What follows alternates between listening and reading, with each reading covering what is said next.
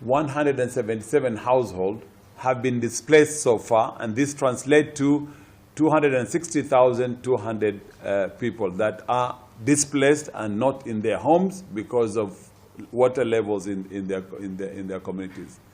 The numbers too that we can report here is 112 people have lost their lives countrywide. Acreage of land destroyed is over 21,000 acres in various parts of the country, which had crops on. Livestock, almost 20,000 animals have been washed away countrywide again. And in terms of health facilities, 42 facilities are affected by floods in many parts of the country. Schools, in fact, I could say the numbers are beyond even 100, but there 29 are said to be submerged because a number of schools also have become the IDP camps where people have taken refuge in those compounds.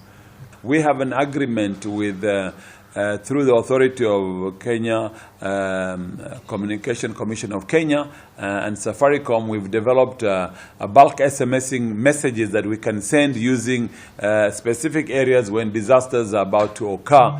We've been able to send these messages. We sent one on the 17th of March, on the 18th of March, and we actually did another one in April, about a couple of weeks ago, where we were able to send over 9 million messages to 9.7 subscribers on their phones, whether it's Safaricom or Airtel, telling them to move to higher grounds, because when we had prediction to say it was going to be flooding in these areas, then we were able to tell people move to higher grounds. So my plea and humble plea is to ask men and women of goodwill, fellow countrymen and countrywomen, it's another time, unfortunately, we have to come back to you and call for your intervention, your assistance.